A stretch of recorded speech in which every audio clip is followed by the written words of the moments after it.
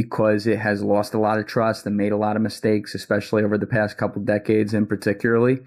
But to me, it's like we saw what happened when we failed with the League of Nations experiment and what that led to when you don't have something where there's some semblance of making high level decisions in some sort of transparent way. And I don't want to see that happen. Exactly. And, you know, this having a venue in which peace and security issues at the highest level, in which there's like this standard diplomacy taking place. You don't have to pay this high political cost to get to diplomacy. You actually have it automatically. Right. Is crucial. And, you know, 30 years ago, the Secretary General was a much more important figure than he is today. Why do you say that? Because back then, whenever there was a conflict, the automatic first place to go to find a mediator was the Secretary General. He automatically almost had the trust of the key parties. You didn't have to search for a mediator. You didn't have to wait for like some country to find itself in a comfortable political situation to be able to have the bandwidth and the political maneuverability to step up and offer to be a mediator. There was the Secretary General. So Ukraine happened, he would be in there right away. We don't see that any longer. And it's largely, not entirely, but it's largely because... Okay. এখানে কিছু বিষয় বলার আছে যে যা বলতেছে এখানে কিছুটা সত্যতাও আছে যে তুমি যদি 2014 সালের আগের থেকে তুমি চিন্তা করো ইউক্রেনের যুদ্ধের পরের থেকে বা এর আগের থেকে যে দুনিয়াটা আসলে ছিল সোভিয়েত ইউনিয়নের তুমি পুরা চ্যাপ্টারটা যদি তুমি দেখো দুই সুপার পাওয়ার মিডলে কিন্তু আসলে ইউনাইটেড নেশন অনেক বড় একটা ভূমিকা পালন করছে। এখন ইউনাইটেড নেশনকে আমরা অনেক আসলে সেপারেট এন্টিটি হিসেবে দেখি ওয়েস্টার্ন সিভিলাইজেশনের, যদিও ইউনাইটেড নেশন অলওয়েজ একটা ওয়েস্টার্ন সিভিলাইজেশনের বা ওয়েস্টার্ন যে এজেন্ডা ছিল লিবারালিজম, ফেমিনিজম, ঠিক আছে, দেন ইকোনমিক যেই ক্যাপিটালিজম, ইকোনমিক যত পলিসি আছে এই সবকিছুর কিন্তু একটা সুন্দর মিশ্রণ ছিল। বাট ওইখানে না দিন শেষে আফ্রিকান রাষ্ট্রগুলো বা এশিয়া রাষ্ট্রগুলো, মুসলিম রাষ্ট্রগুলো, ঠিক আছে, মিডল ইস্ট থেকে শুরু করে সেন্ট্রাল এশিয়া ইনক্লুডিং চায়না কিন্তু অনেক বেনিফিশিয়ারি ইউনাইটেড নেশনের তোমার এই ইনস্টিটিউটের মাধ্যমে। সো একেবারে জিরোর সাথে কনভার্ট করাটা আসলে যেরকম উচিত না, যেটা আমরা আসলে অনেকে করি। প্লাস আবার এটাকে ওয়েস্টার্নরা এখন যতটা বেশি ডিফেন্ড করতে চায়, এর কারণ কি দেখো, যে যাই বলুন দিন শেষে এই ইনস্টিটিউটটা কাজ করতেছে না এখন, এবং মোস্ট প্রবাবলি আগে আর কাজ করবে না। কোনো সময় বিগ পাওয়ারদের মাঝে কিন্তু কোনো কনফ্লিক্ট যদি হইতো বা হওয়ার থাকতো, ওইটা কিন্তু সে সরানোর মতন ক্যাপাসিটি রাখে না বা হওয়ার কথা না। স্বাভাবিক, আমরা আগে বলছি ইউনাইটেড নেশন এটা কোনো রাষ্ট্র না, এটা কোনো স্পিরিচুয়াল বডিও না, এটা লিটারালি জাস্ট অনেকগুলা ল মেকার বা অনেকগুলা স্পিকার, অনেকগুলা মিডিয়েটর বৈশা আছে কিছু না কিছু সংশোধনের জন্য, এবং মোস্ট অফ দ্য টাইম তারা কোনো কিছু সংশোধন করতে পারে না। ঠিক আছে, এখন এর মানে কিন্তু এই না যে আসলে এটা কোনোই বেনিফিশিয়ারি দেয় না ছোট রাষ্ট্রগুলোকে। আমি আগেই বললাম যে সুপার পাওয়াররা কিন্তু কোনো সময় ইউনাইটেড নেশনকে এজ এ তোমার কি বলে কম্পিটিটিভ না, এজ এ রিলায়েবল বা এমন কোন ট্রাস্ট ওয়ার্দি ইনস্টিটিউট হিসেবে ধরে নাই যে এটা তোমার ইন্ডিপেন্ডেন্ট কোন অ্যাক্ট করবে। এটা সামহাও না বিভিন্ন সুপার পাওয়ারের ছোট ছোট ছোট ছোট তোমার বলতে পারো ইনফ্লুয়েন্সের মাধ্যমে আসলে চলাশুরু করতো এবং চলতো। সো দ্য পয়েন্ট ইজ যে যখন ওয়েস্টার্নাররা এখন কিছু বিভিন্ন ফ্যাকশন হয়েছে, কিছু আছে রিয়েল পলিটিক্স আছে যে তারা বলতেছে ইউনাইটেড নেশনকে ইউজ করো যখন প্রয়োজন হয়, যখন আমাদের স্বার্থে আসে। কিছু কিছু বলতেছে যে না, united nation as a institute আর কোনো ভ্যালু নেই, এটাকে তুমি বাতিল করে দাও, শেষ করে দাও, এটা থেকে বের হয়ে আসো। আবার কিছু কিছু বলতেছে যে না, এটাকে এখনো রিরাইট কইরা টিকায় রাখার মতন ক্যাপাসিটি আছে, এটার অনেক বেশি ভ্যালু আছে, একটা লেগেসি আছে। ওই সিস্টেম যদি চিন্তা করো যে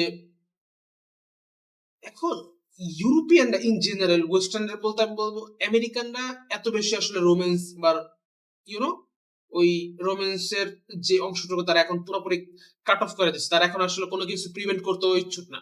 যে আমেরিকা সুপার পাওয়ার না, আমেরিকা এম্পায়ার না, আমেরিকার একটা রিপাবলিকান, আমেরিকা একটা নেগেটিভ বিল্ড করবে।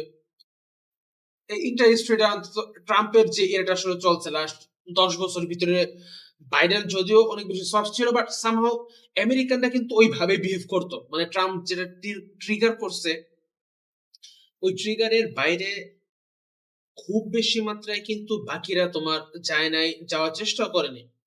সো যা বলার চেষ্টা করতেছি তা হইল যে ট্রাম্প আসলে যা শুরু করছে এটা শুধু ট্রাম্পের জন্য নয়, আমেরিকার ইন্টার এলিট সোসাইটি বা এলিট ক্লাস হয়তো বা তাই চায়। এবং দুনিয়া দিন দিনকে তোমার ওই এলিট ক্যাপচারের দিকে আবারও যাওয়া শুরু করছে, যেটা তোমার এম্পায়ারদের সময় হইতো, যে কিছু মানুষ সকল সিদ্ধান্ত নিত, যেটা মোস্ট অফ দ্য টাইম ছিল।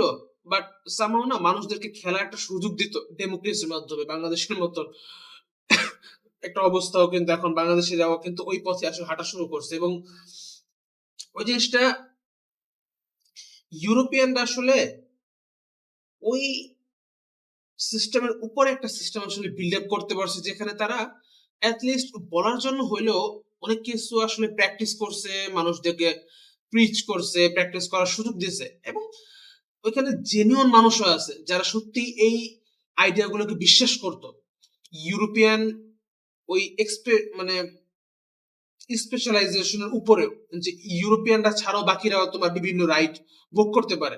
বাট সামহাও ইউরোপিয়ানরা আসলে তোমার লয়ার ছিল, ল মেকার ছিল। সো তাদের ভালোবাসা ইউনাইটেড নেশনের প্রতি বা ইন জেনারেল যে ইউরোপিয়ান একটা পরিচয় আছে, তাদের যে প্রিচার আছে, দেন ডাইভার্সিটি তারা যে পরিমাণ অ্যাডাপ্টেশন করছে। সো যে কোনো মানুষ হিউম্যান রাইট চাওয়া, ইউনো একটা কালচারাল ভাইব আছে, ওইটার ভিতরে একটা অরা আছে।